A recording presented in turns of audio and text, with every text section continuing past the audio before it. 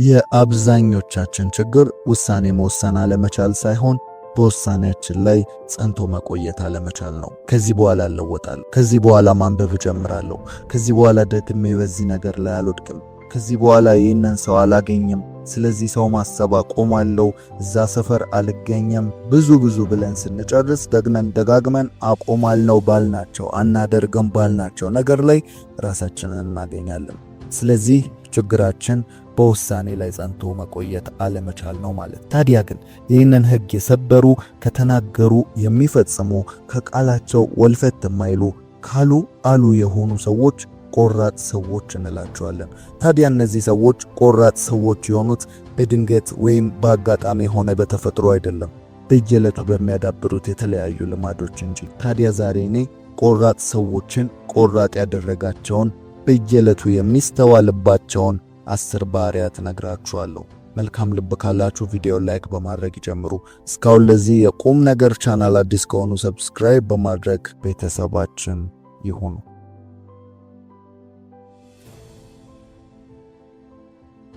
ከቆራጥ ሰዎች ባህሪያት መካከል አንደኛው እምቢ ማለት አይፈሩም። አስመሳይ አይደሉም። ላመኑበት ነገር ካልሆነ በቀር ይሉኝታ አያጠቃቸውም። እምቢ የማለት አቅማቸው ከፍተኛ ነው። እነርሱ ጋር የብዙ ሰው ሐሳብ ስለሆነ ሳይሆን ሐሳቡ ልክ ከሆነ ብቻ ነው የሚመርጡት። ከብዛት ጥራት ላይ ያተኩራሉ። ታዲያ ይሄ ድንገትና ትልልቅ ውሳኔ ላይ የተገለጠ ከመሰላችሁ ተሳስታችኋል። በየዕለቱ የቤት ውስጥ ባህሪያቸው ነው። አላስፈላጊ ከመሰላቸው እሺ አይሉም። ለምሳሌ ያለ እቅዳቸው ጓደኛቸው ና ይህንን ዕቃ ገዝተን እንምጣ፣ ናውጣ፣ እስቲ ላግኝክ የመሳሰሉ ነገሮችን ቢባሉ መልሳቸው የታወቀ ነው። በአማረና በማያስከፋ ቃል እቅዳቸው እንዳልሆነ ይናገራሉ።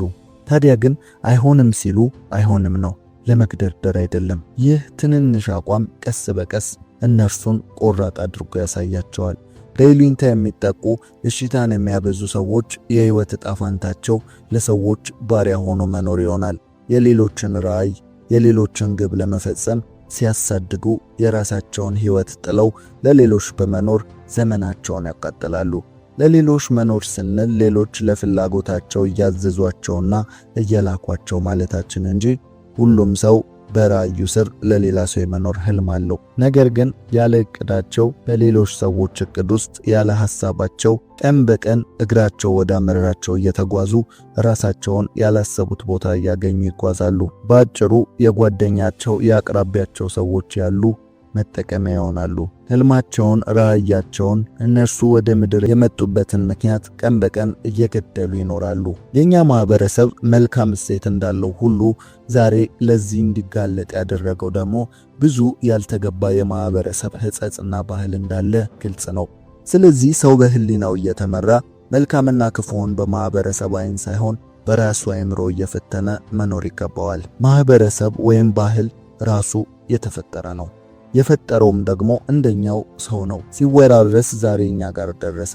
እኛም እንደ ትውልድ መልካሙን አስቀጥለን ክፉውን ማስወገድ ይጠበቅብናል ማለት ነው። ስለዚህ እኛ የምንኖረው የግል ህይወት መሆኑን ተገንዝበን እንደ ማህበረሰብ የተሰጠ ነፍስ እንደሌለ ተረድተን የግል ነፍሳችንን ወደ ምድር የመጣችበትን ምክንያት ልንፈጽም ይገባል።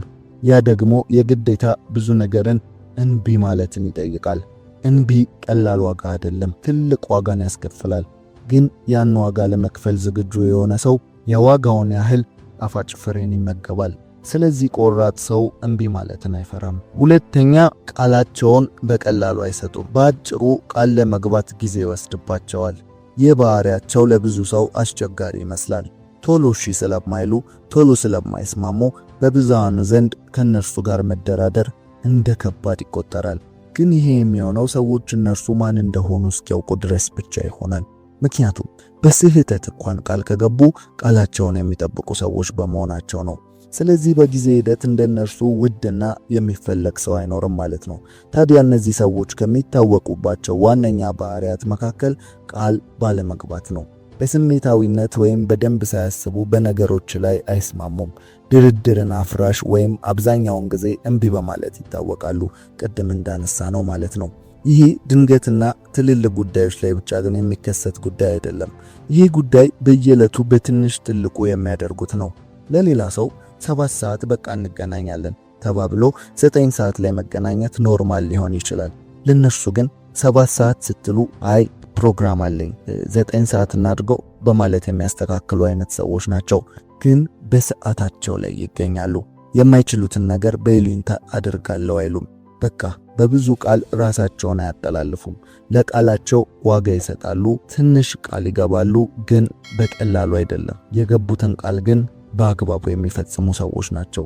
እነዚህ ሰዎች ቆራጥ ሰዎች ናቸው። ሶስተኛ ዘወትር የመሻሻል ዝንባሌ ያላቸው። ይህ የቆራጥ ሰዎች መገለጫ ነው። ሁልጊዜም በአንድ የምቾት ቀጠና ውስጥ መቀመጥ እረፍት አይሰጣቸውም። ለእነርሱ የነበሩበት ቦታ ደግሞ መገኘት ነውር ነው። ስለዚህ በሁሉም ዘርፍ ላይ መሻሻል እንዲመጣ ይጥራሉ። ራሳቸውን ያስተምራሉ፣ ያሰነጥላሉ።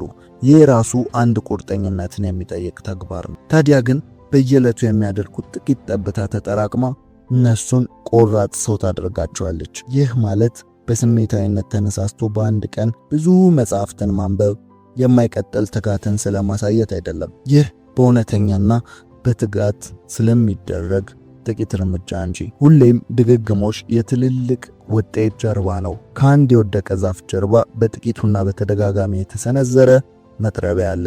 ሁሉም ትልልቅ ድሎች የትንንሽ ልምምዶች መገለጫ ናቸው። እናም የነዚህ የቆራጥ ሰዎች አካሄድ ነው። ጥቂት ነገር በጥቂቱ ግን በተደጋጋሚ ያደርጋሉ። ያም ዘወትር ያሻሽላቸዋል፣ በነበሩበት ቦታም እንዳይገኙ ይረዳቸዋል። አራተኛ አዲስ ነገር አይፈሩም። ይህ የቆራጥ ሰዎች ቆራጥ ያደረጋቸው ዋነኛ ባህሪ ነው። ሁሌም ከተራራው ማዶ ምን እንዳለ ማወቅ ይፈልጋሉ። ለሚመጣው ነገር ዝግጁ ናቸው። ከለመዱት ቅጥር መውጣት አያስፈራቸውም። ይህም በብዙ ሰው ዘንድ አስፈሪ ያደርጋቸዋል። ባልተለመደ መንገድ ይሰራሉ። ውጤቱ ምንም ይሁን ምን አያስፈራቸውም። ሁሌም ስኬትን አይጠብቁም። ነገር ግን ውድቀት እንኳን ቢሆን በመንገዳቸው ግን ደስተኛ ናቸው። በዚህ ሂደት ውስጥ መሆንን ይመርጣሉ። ስለዚህ ሁሌም በአቅራቢያቸው ሐሳቡን ለማድረግ ድፍረት ያነሰው ሰው ሁሉ ይሰበሰባል። አብረው እንዲያደርጉ ይጋበዛሉ። አዲስ ሐሳብ ሁሌም ወደ እነርሱ ይላካል። ይህንን ሲያደርጉ ምናልባትም ቅጥረኛ ለሰው የሚሰሩ ሊሆኑ ይችላሉ። ነገር ግን በአለቃቸው ዘንድ እንደ እንቁ ይታያሉ። ምክንያቱም የድርጅቱ አይን ስለሚሆኑ። ድርጅቱ ወይም አለቃቸው ብዙ ነገርን በእነርሱ በኩል ያስሞክራል። ምክንያቱም ፍርሃትን አያውቁም። ለአዲስ አካሄድና ፈጠራና ለአዲስ መንገድ ክፍት ናቸው። ኢማጂን የማድረግ አቅማቸው ከፍተኛ ነው። አዲስ ነገር ሆኖ ወርዶ በአካል ከማየታቸው በፊት በአይነ ህሊናቸው ይስላሉ። ጥሩ ኢማጂን የማድረግ ኃይል አላቸው። ምናባቸውን ከፍተኛ ያደርጋሉ፣ አርቀውም ይመለከታሉ፣ በድፍረትም አዲስ ነገርን ያደርጋሉ። ይህ ማለት በተዘዋዋሪ ኃላፊነትን ይወስዳሉ እያለን ነው። አምስተኛ ግልጽ ገደብ አላቸው። ይህ ማለት ቆራጥ ሰው ቀይ መስመሮች አሉት ማለት ነው። ማን እስከምን ሊቀርበው እንደሚገባ ያውቃል፣ ለሚቀርቡትም ያስታውቃል። ይህ ባህሪ ካላስፈላጊ ንቀትና ከብዙ ነገሮች የሚጠብቅ ነው። ቤተሰብ እንደ ቤተሰብነቱ በህይወቱ ላይ ምን ድረስ ሊወስኑ እንደሚችሉ እንዲሁም ጓደኞች እርሱን ምን ያህል ሊመክሩት እንደሚችሉ ምን ያህል መብት እንዳላቸው መስመርን ያሰምራል። ባጭሩ በእያንዳንዱ ግንኙነት ውስጥ በደማቁ የተሰመረ ገደብን ያበጃል። እርሱ እንዲህ አይወድም፣ በዚህ ቀልድ አያውቅም የሚባሉ የእርሱ የሆኑ ግዛቶች አሉት። ይህ ከሰዎች ተጽዕኖ ነፃ የሚያወጣውና በቁጥጥር ስር እንዳይሆን የሚያደርገው ነው።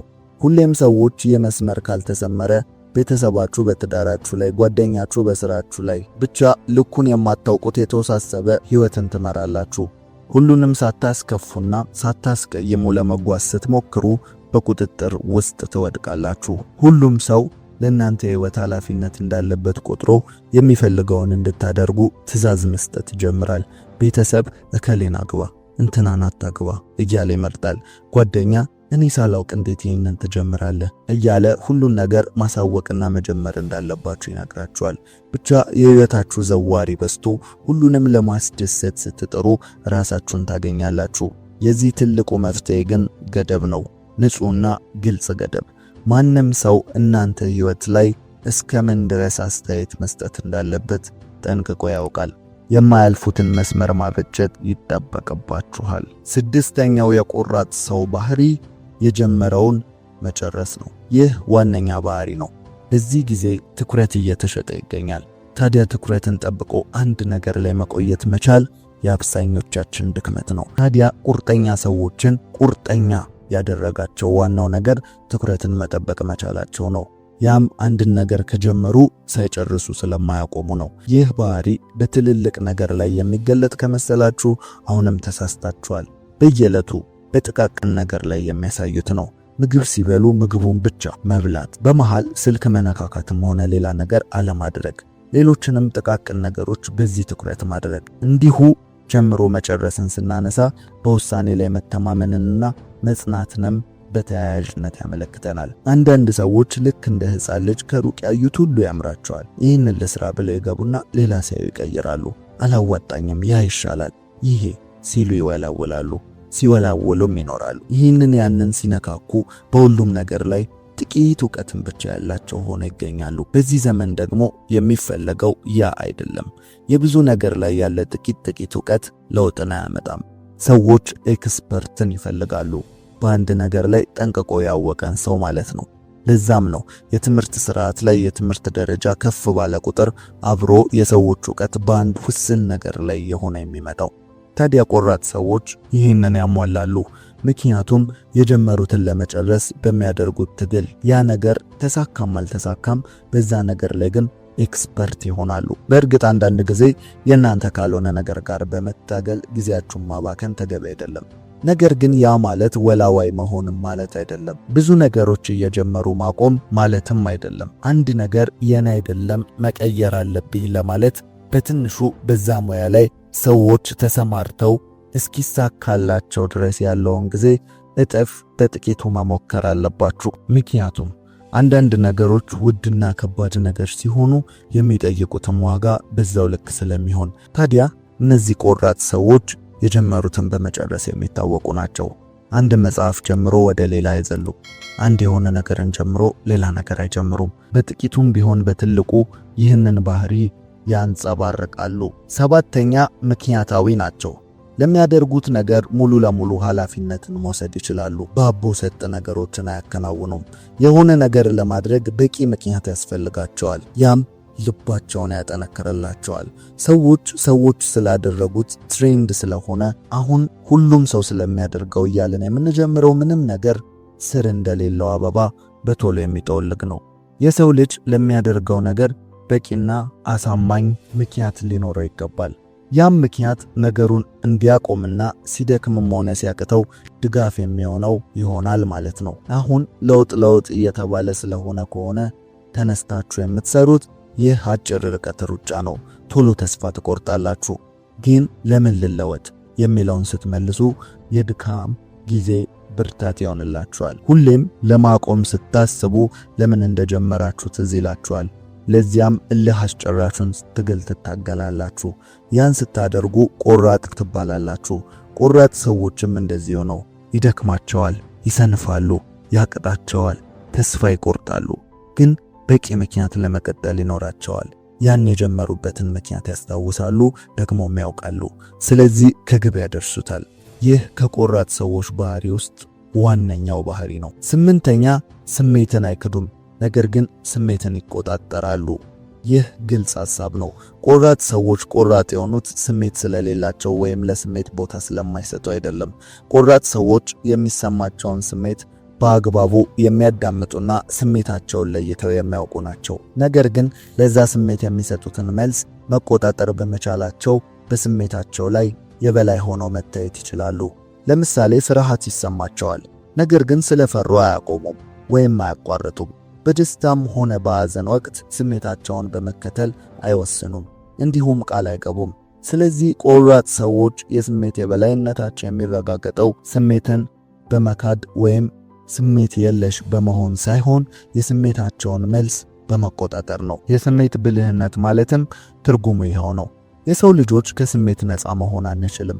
እንደዛ መሆንም ደግሞ ጤነኝነት አይደለም። አንድ ሰው ጤነኛ ነው ለመባል ከሚፈተሹ ነገሮች መካከል አንደኛው ስሜቱ ነው። ያም ትክክለኛውን ስሜት በትክክለኛው ቦታ ይሰማዋል ወይ የሚለው ነው። ሰው በሐዘኑ ከሳቀ፣ በሳቁ ጊዜው ደግሞ ከከፋው፣ እንዲሁም ምንም ይፈጠር ምንም አይነት ስሜትን የማያስተናግድ ከሆነ አንድ ጤናውን እያጣ ለመሆኑ ምልክት ወይም ማሳያ ይሆናል ማለት ነው። ይህንን በዚህ ልክ የምናብራራው በዚህ ጊዜ ስሜትን ከጨዋታ ውጭ የሚያደርግ ምክሮች እየተወሩና እየተመከሩ ስለሆነ ነው። ስሜት አላስፈላጊና አጥፊ ብቻ እንደሆነ እየተወራ ስለሆነ ነው። ስሜት ግን የጥፋት ምክንያት መሆን በቻለበት ልክ የትክክለኛም የመልካም ተጽዕኖ ምክንያት መሆን ይችላል።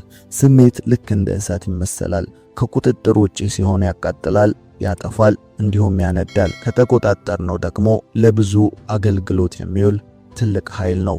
ስለዚህ የቆራጥ ሰው ባህሪ ከሆኑት ዋነኛው ስሜቱን አይክድም፣ ነገር ግን ይቆጣጠራል የሚለው ነው።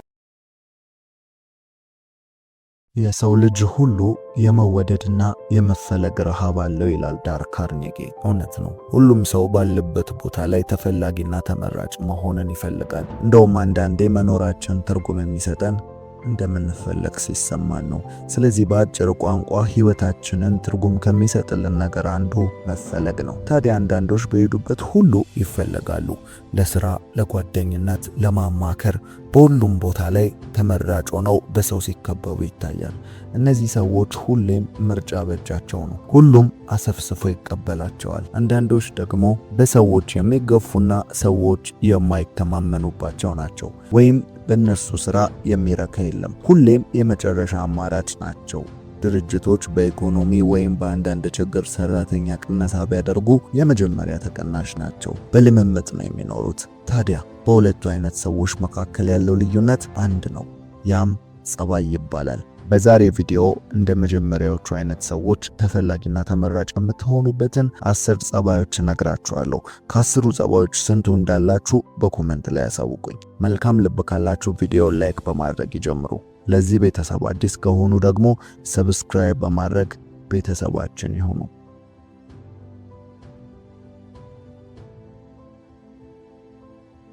መፈለግ አስፈላጊ እንደሆነ ሁላችንም እናውቃለን። በተለይ በዚህ አሁን ባለንበት ፉክክር በበዛበት ዓለም ላይ የግድ ያስፈልገናል። ታዲያ ተፈላጊ የሚያደርጉ 10 ጸባዮችን እንመልከት። አንደኛ ዲስፕሊን ነው። ስለዚህ ባህሪ አብዛኞቻችን እናውቃለን። ነገር ግን በሀገርም ደረጃ እንደ ሕዝብ አብዛኛው ላይ ያለ ስንፍና ነው። ይህ ነገሮችን እስከ መጨረሻው ታግሶ በትጋት የማድረግ ጥበብ ሲሆን እስቲ ያስተውሉ። እናንተ እንኳን አጠገባችሁ ልታደርጓቸውና ልታምኗቸው አብረዋችሁ እንዲሰሩ የምትፈልጓቸው ሰዎች ምን አይነት ሰዎች ናቸው? በእርግጠኝነት ከአንድ ወር በፊት የሰጣችሁትን ስራ 2 ቀን ሲቀረው ጀምሮ ከሚያልከሰክሰው ሰው ይልቅ 100 እጥፍ አንድ ወር ሙሉ በትንሽ ትንሹ ተጠንቅቆ ሲሰራ የነበረውን ሰው ነው። ያ ማለት ዲስፕሊን ነው። በአንድ ቀን ጂም ሰውነት መገንባት አይቻልም። በአንድ ቀን ምግብ ሰውነት አይወፍርም። ሁሉም ድግግሞሽን ይፈልጋል። ድግግሞሽ ደግሞ ትጋትን፣ ጽናትን ይጠይቃል። ለዚህ ነው ዲስፕሊን ያለው ሰው ስፖርት እሰራለሁ ባይልም ይታወቃል፣ ሰውነቱ ይናገራል። ሰነፍ ሰው ግን በወር 2 እና 3 እየገባ በሰውነቱ ሳይሆን በንግግሩ ስፖርት መስራቱን ያሳውጃል። ተፈላጊ ሰውና ተአማኒ ሰው ግን ግልጽ ነው። ህይወት አጭር ርቀት ሩጫ አይደለችም፣ ረጅም ማራቶን ነው። ማራቶንን ደግሞ የሚያሸንፈው ትንፋሽ ያለው ትዕግስትና ጽናት የተሞላ ሰው ነው። ስኬት ከ100 ቢታረም 90% ዲስፕሊን ነው። ሁላችንም የምናውቀው አንድ እውነታ አለ። ጠንክሮ መስራት ከተሰጥኦ እንደሚበልጥ። ግን ሁሌም ተሰጥኦና ጠንክሮ መስራት ከተደመረ ከሁሉም ይበልጣል። ግን አስታውሱ፣ በልጅነታችን የተነገረን የጥንቸልና የኤሊዋ ታሪክ ምን ይመስላችኋል? ኤሊዋ እንዴት አሸነፈች ካልን መልሱ አጭርና ግልጽ ነው። ዲስፕሊን ማለት ሁሌም እናንተን የሚፈልገው ቦታ ላይ መገኘት፣ በቀን ማድረግ ያለባችሁን ነገር ማድረግ ነው። ስፖርት ሰራለሁ ካላችሁ መስራት፣ ጠዋት እነሳለሁ ካላችሁ መነሳት፣ አጠናለሁ አነባለሁ ካላችሁ በቃ ያን ማድረግ ነው። ለራሳችሁ ቃል ታማኝ መሆን ነው። ደበረኝ፣ ደስ አለኝ፣ ሙድ አይደለም የሚባል ነገር የለም። ሁኔታዎች ደስ ላይሉ ይችላሉ። ስሜቶች በቅስፈት ይለዋወጣሉ። እናንተ ግን በጽናት መቀጠል ብቻ ነው። ስኬታማ የምትሉት ሰው እዛ የደረሰው ሁሌም ደስ ብሎት ይመስላችኋል? ሁሌም ሙዱ የማይረበሽ ይመስላችኋል? ነገር ግን ለዚያ ለጊዜያዊ ስሜቱ የወደፊት ህይወቱ ላይ ስለማይቀልድ ነው። የዲስፕሊን ተቃራኒ ስንፍና ነው። ስንፍና ማለት ደግሞ ቀስ በቀስ በጆሮአችሁ መጥቶ የዛሬ ተግባሮቻችሁን ነገና በኋላ ልታደርጓቸው እንደምትችሉ የሚያሳምናችሁ ትልቁ በሽታ ነው። የስንፍና ደባሪው ነገር አታድርጉ ሳይሆን በኋላ ወይም ነገ አድርጉ ማለቱ ነው። ስለዚህ ዛሬ ቁርጡን ወቁ። የምትፈልጉት ነገር በድንገት ከሰማይ አይወርድም። የእናንተን ጥረትና ላብ ይፈልጋል። እኔ ብዙ ሰዎችን አውቃለሁ። ሁሉም ባለ ትልልቅ ህልምና ባለ ራዕይ ናቸው። ነገ መድረስ የሚፈልጉበት ትልልቅ ቦታ አለ። ነገር ግን እስከ ዛሬ ከመፈለግ በቀር ለዛ ምን አድርጋችኋል ስትሏቸው ሰበብን ይደረድራሉ። የሰው ልጅ ደግሞ ከፈለገ ሰበበኛ፣ ከፈለገ ደግሞ ታምረኛ ነው ይባላል። በእጃቸው ካለው ህልም ይልቅ የዛሬ ምክንያታቸውን ያስቀደሙ ሰዎች ህይወታቸው ላይ ድንገተኛ ለውጥን የሚጠብቁ ናቸው። እድልን የሚጠብቁ ሰዎች ናቸው። እንደ ዲቪ እንደ ሎተሪ አይነት ነገርን ማለት ነው። ነገር ግን ትክክለኛ ባለ ራዕይ እድልን የሚጠብቅ ሳይሆን የሚፈጥረው ነው። ስለዚህ ዛሬ ራሳችሁን ልክ እንደ ወታደር አሰልጥኑ። ትልቁ ዲሲፕሊን ያለው በወታደሮች ዘንድ ነው ይባላል። ሁሌም ዝግጁ ናቸው። ለስልቹነት፣ ለስንፍና ቦታ አይሰጡም። ምክንያቱም እያንዳንዱ ስንፍናና ስልቹነት ነገ ህይወታቸውን ስለሚያስከፍላቸው ነው። ያው ሲወራ ቀላል ይመስላል፣ መኖሩ ግን በጣም ከባድ ነው። ስለዚህ የባህሪ ካላችሁ ከተፈላጊ ሰዎች ባህሪያት መካከል ከ10ሩ የመጀመሪያውን አሟልታችኋል ማለት ነው። ተፈላጊ ከሚያደርጉ ባህሪዎች መካከል ሁለተኛው የስሜት ብልህነት ነው። የስሜት ብልህነት ወይም የስሜት ብስለት ከሰዎች ጋር ለምንፈጥራቸው የትኛውም ግንኙነት በጣም አስፈላጊ ነው።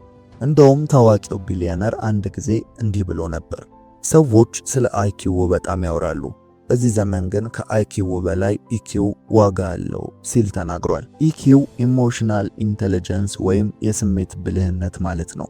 ስለዚህ ሰዎች በስራ ቦታ፣ በቢዝነስ፣ በቤተሰብ መሃል ተመራጭ የሚያደርጋቸው የስሜት ብልህነት ነው። የስሜት ብልህነት ማለት በእነርሱ ላይ የሚፈጠረውን የትኛውም አይነት ቀውስ ሆነ ደስታ የሚያስተናግዱበት መንገድ ነው። ስለዚህ የስሜት ብስለት ካላችሁ ከተፈላጊ ሰዎች ጸባዮች መካከል ሁለተኛውን አሟልታችኋል ማለት ነው። ሶስተኛው ትኩረታችሁን መጠበቅ ነው። ትኩረት ያላቸው ሰዎች የተረጋጉና የሚፈልጉትን የሚያውቁ ስለሆኑ ተፈላጊ ናቸው። በዙሪያችሁ ያለውን ነገር በሙሉ ጫጫታ ነው። ሁሉ ነገር እንደሚያስፈልጋችሁ ሊሰማችሁ ይችላል። በጥልቀት ካሰባችሁት ግን ለእናንተ የሚጠቅማችሁ በጣም ጥቂቶቹ ብቻ ናቸው። ብዙ ጓደኛ ይኖራችኋል። አብዛኞቹ ግን ወይ የልብ ወዳጅ አይደሉም፣ ወይ ጓደኛ ቢሆኑም ባይሆኑም ለእናንተ የሚቀንሱትም የሚጨምሩትም ነገር የለም። ብዙ ስራ ላይ ተፍተፍ ልትሉ ትችላላችሁ። አብዛኛው ገቢን የሚያመጡት ግን ሁለቱ ብቻ ሊሆን ይችላሉ። አይምሯችሁ ሲበተን ብዙ ርቀትን መጓዝ ያቅታችኋል። ሰው ሁሉ ወደሚጓዝበት የምትቅበዘበዙ ከሆነ የምትጨብጡትን ነገር ታጣላችሁ። የራሳችሁን መንገድ፣ የራሳችሁን ትኩረት የምትመለከቱት ነገር ሊኖራችሁ ይገባል። ምናልባት በብዙ መዋከብ ውስጥ ብቻችሁን መቆም ሊጠበቅባችሁ ይችላል። እናንተን የሚፈልጉ ነገሮች ጥቂት አይደሉም። ነገር ግን እናንተ ስኬታማ ከሆናችሁ አንዱ ላይ ልታተኩሩ ይገባል። ሁለት ያባረረ አንድ አይዝም እንደሚባለው ትኩረቱን የጠበቀና የሚፈልገውን የሚያውቅ ሰው ደግሞ ያ የፈለገውን ነገር ያገኛል። ምናልባት ብዙ ችሎታ ሊኖራችሁ ይችላል። ምናልባት ሩጫም እግር ኳስም ላይ ጎበዝ ልትሆኑ ትችላላችሁ። ነገር ግን ሪከርድ መበጠስ፣ ዋንጫውን መውሰድ ከፈለጋችሁ አንዱ ላይ አተኩራችሁ ስሩ። የምትናፍቁት ትልቁ ለውጥ ያለው በትኩረታችሁ ውስጥ ነው። ትኩረታችሁ ባለበት ላይ ጉልበታችሁን ታወጣላችሁ። ጉልበታችሁ አንድ ነገር ላይ ከፈሰሰ የምታመጡት ለውጥ ተጽዕኖ ቀላል አይደለም። በአራት አቅጣጫ አንዳንድ እርምጃ ብትራመዱ ብዙም አልተጓዛችሁም። በአንድ አቅጣጫ ላይ ግን 4 እርምጃን ብትጓዙ ብዙ ርቀትን ትሄዳላችሁ። ለውጣችሁ ያስታውቃል። ራስን ከወከባ ጠብቆ ጥሩ ስራ እየሰራችሁ እንትኑ ያዋጣል፣ እንትኑ ጥሩ ነው የሚል በሰማችሁ ቁጥር አትወላውሉ። ያላችሁበት ላይ ቆዩ። ያኔ ሰዎች በተጨባጭነታችሁ ይቀናሉ። ስለማትወዛገቡ እምነትን በእናንተ ላይ ያሳድራሉ። ሐሳቡን ቶሎ ቶሎ የሚቀያየር ሰው ማን ያምነዋል? እሱን ተውት፣ እዚህም እዚያም ነው ይባላል። የተከለው የሚኮተኩተው በትዕግስት ፍሬውን የሚጠብቀው ዛፍ አይኖረውም። እዚህም እዚያም ይተክላል፣ ግን አያጠጣም፣ አይኮተኩትም። ስለዚህ አይበቅልም፣ ለፍሬ አይበቃም። እናንተ ግን ትኩረታችሁን ጠብቃችሁ የያዛችሁትን ነገር እስከ መጨረሻው አድርሱ። የማትጨርሱትን ነገር አትጀምሩ። ሰዎች የሚሮጡበት ሁሉ የእናንተ ጥሪ አይደለም። ትኩረትን የምትጠብቁ ከሆነ ከተፈላጊ ሰዎች ባህሪያት መካከል ሶስተኛውን አሟልታችኋል ማለት ነው። አራተኛ ሁሌም ራስን ማስተማር። በኮሌጅ በትምህርት ቤት የምትማሩት አይምሮ ነገሮችን የሚያይበትን መንገድ እንድትቀርጹት ነው። ራስን የምታስተምሩት ግን በፈለጋችሁት ዘርፍ ላይ ብቁና ተፈላጊ ለመሆን ነው። ብዙ ሰው ዲግሪ ያለው ስራ ግን የለውም። ስራ ያለው ደግሞ በቂ ደሞዝ አያገኝም። ሲቀጥል በአንድ ስራ ላይ በተመሳሳይ ደሞዝ ረጅም ዓመትን ያገለግላል። የዚህ ችግር መንስኤው ራስን አለማሻሻል ነው። ከተመረቁ በኋላ ዕውቀት በቃኝ ማለት፣ አንዳንዴም በአካዳሚው ብቻ እውነተኛ ዕውቀት አለ ብሎ ማሰብ የችግሩ ዋነኛ ምንጭ ነው። የአብዛኛው ድርጅት ካምፓኒ መስራቾች የተማሩ አይደሉም፣ ወይም አንዳንዱ የሚፈልጉትን ዕውቀት ሲያገኙ ያቋረጡ ናቸው። ምክንያቱም ለወረቀት አይማሩ። ሁሌም ማሰብ ያለባችሁ በተመረቃችሁበትና በተማራችሁበት ዘርፍ ላይ የማትሰሩና የማታነቡ ከሆነና ዕውቀታችሁን የማትከልሱ ከሆነ በ4 እና በ5 ዓመት ውስጥ የተማራችሁትን ትረሳላችሁ። ከዛም ተምሯል ከሚለው ወረቀት በቀር ዕውቀቱ በእናንተ ዘንድ የለም። ይህ ማለት መሃይምነት ያገረሻል ማለት ነው። ለዚህ ነው ድርጅቶች እንኳን ማስታወቂያ ሲያወጡ በዚህ ዓመት የተመረቀ የሚሉት። ታዲያ በአጭሩ ምን እያልን ነው? ሁልጊዜም ራሳችሁን ማታስተምሩ ከሆነ ወደኋላ ትቀራላችሁ እያልን ነው። ሁልጊዜም ራሳችሁን አስተምሩ፣ አንብቡ፣ አካባቢያችሁን ቃኙ፣ የምትፈልጉትን አይነት ሰው፣ ልማዱን፣ የሚያዘወትረውን ነገር ተመልከቱ፣ ጥሩ ነገሮችን አዳምጡ። በየቀኑ ለህልማችሁ የሚጠቅማችሁን በትንሹ አንድ ነገር ወቁ። ራሳችሁን በዚህ ዲሲፕሊን ባሰነጠላችሁ ቁጥር በዛ በሰነጠናችሁት ነገር ላይ ተፈላጊነታችሁ እየጎላ ይመጣል። ሁሌም በተቀመጣችሁበት ወይም በምትሰሩበት ስራ ላይ ዕውቀት እየጨመራችሁ ከዘመኑ ጋር ራሳችሁን እያሻሻላችሁ ሂዱ። አውቃለሁ ብሎ ከተቀመጠ ፕሮፌሰር ለማወቅ እየጣረ ያለ መሃይም በጥቂት ዓመታት ውስጥ ከፕሮፌሰሩ የተሻለ ዕውቀትን ይዞ ይገኛል ይባላል። ስለዚህ ዘወትር ራሳችሁን አስተምሩ፣ አሰልጥኑ። ራሳችሁን ስታስተምሩ ከማወቅ በላይ መረዳት ትጀምራላችሁ። በማወቅና በመረዳት መሃል ሰፊ ልዩነት አለ። ማወቅ አይምሮን በመረጃ መሙላት ሲሆን፣ መረዳት ግን ያወቅነውን ነገር ገጣጥሞ አዲስ ነገርን ማምጣት መቻል ነው፣ ወይም ለችግሮች መፍትሄን መፍጠር መቻል ነው። ራሳችሁን ይህንን ጠይቁ። መቼ ነው ለመጨረሻ ጊዜ ለህይወቴ የሚጠቅም ነገር ራሴ ላይ ለውጥ የሚያመጣ ነገር ያደረኩት፣ የሰማሁት ወይም ያነበብኩት?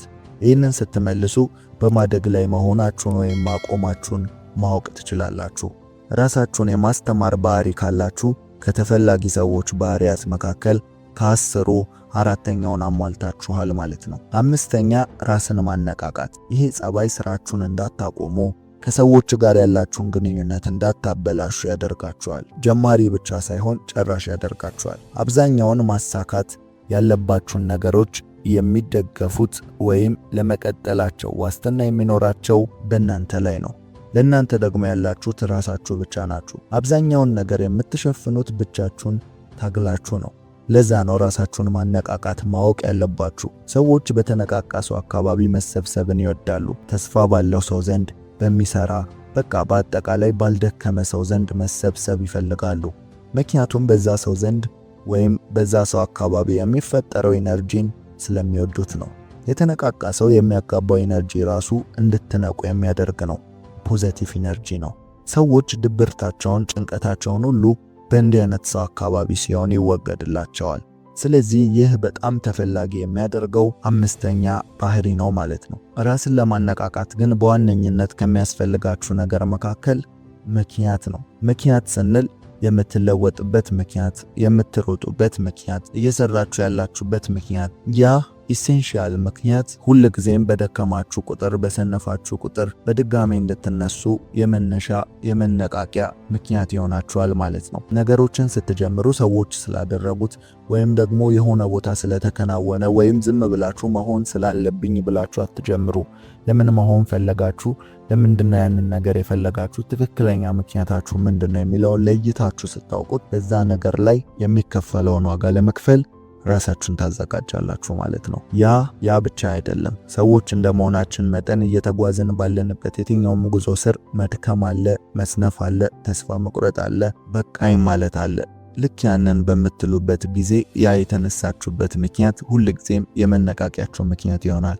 ስለዚህ ራስን ስለማነቃቃት ስናወራ የተነሳችሁበትን ዋነኛ ምክንያት መያዝ ራስን ለማንቃት ወሳኝ የሆነ ነጥብ ነው ማለት ነው። ስለዚህ ራሳችሁን ስታነቃቁ ከተፈላጊ ሰዎች ባህሪያት መካከል 5ኛውን ባህሪ አሟልታችኋል ማለት ነው። 6ኛ ነፃ መሆን ነው። ይህ ማለት ሁሌም የሰው ልጅ በሕግና በሥርዓት ውስጥ ታጥሮ መኖርን አይወድም። የተከለከለውን በማድረግ ውስጥ የሚያገኘው ደስታ አለ። እንደውም ሰርቀው የጎረሱት ጉርሻ ይጣፍጣል ይባላል። ታዲያ ሰው በአንድ ጎኑ ሕግና ሥርዓትን ሲያዋቅር፣ በሌላ ጎኑ ደግሞ ያንን ሕግ ማፍረስ ወይም መጣስ ይወዳል። ታዲያ ነፃ መሆን ሲባል ምን ማለት ነው? በአይነቱ ትንሽ ከሕግና ከሥርዓት ያፈነገጡ ነገሮችን ማድረግ ማለት ነው። ይህ ሁሉ የሰው ልጅ እንዲፈቀድለት ለሚፈልገው ትንሽ ነፃነት የሚከፍለው ዋጋ ነው። ታዲያ ነፃ ሆኑ ሲባል ሁሉን ግን በመጠንና በተገቢው መንገድ ማድረግ ማለት ነው። በስርዓት ብቻ ከታወቃችሁ ሰዎች እናንተ ጋር ሲሆኑ የሆነ ጭንቀት ስለሚሰማቸው እናንተ ጋር ለጉዳይ እንጂ አብሮ ለማሳለፍ የማይመርጧችሁ ትሆናላችሁ። ስለዚህ ነፃ ሁኑ። መሳቅ፣ መጫወትን አትፍሩ። ለቀልድ የምትፈሩ ሰዎች አትሆኑ። ሁልጊዜም በፕሮቶኮል ልብስ ብቻ አትታዩ። ከአለባበስ ከአመጋገብ ጀምሮ አንዳንድ ጊዜ ዝቅ በሉ። ቀላሉን የህይወት ስታይል ተለማመዱ። ቋንቋችሁን ራሱ ቀለል አድርጉ። ለቀልድ፣ ለሳቅ፣ ለጫወታ በሰዎች ዘንድ የምትፈሩ አትሁኑ። ሰዎች እናንተ ጋር ለሚሳሳቱት ለሳቅም ሆነ ለቀልዳቸው ከናንተ ዘንድ ትዝብትን የሚያተርፉ የሚመስል ስሜት እንዳይሰማቸው አድርጉ። ለብዙ ነገር ተመቹ። ይህ ነፃ መሆን በሰዎች ዘንድ ተወዳጅና ተፈላጊ ከሚያደርጋችሁ ባህሪዎች ውስጥ ስድስተኛው ነው። ሰባተኛ ሞካሪ ሁኑ። ይህ ጸባይ ብዙዎች እናንተን ከአጠገባቸው ለማድረግ ብዙ የሚታገሉለት ጸባይ ነው። ሞካሪ መሆን መሞከር እጅግ ተወዳጅ ባህሪ ነው። ይህን ባህሪ መገንባት በእርግጥ ኃላፊነትን ከመውሰድ ጋር በቀጥታ ይገናኛል። ግን ሞካሪ መሆን ማለት ምናልባትም ባልተረጋገጠ ሐሳብ ወይም በአዲስ ነገር ላይ በድፍረት ኃላፊነትን ወስዶ መሞከር ነው። ሁልጊዜም በተለመደው መንገድ መኖርን አስወግዱ።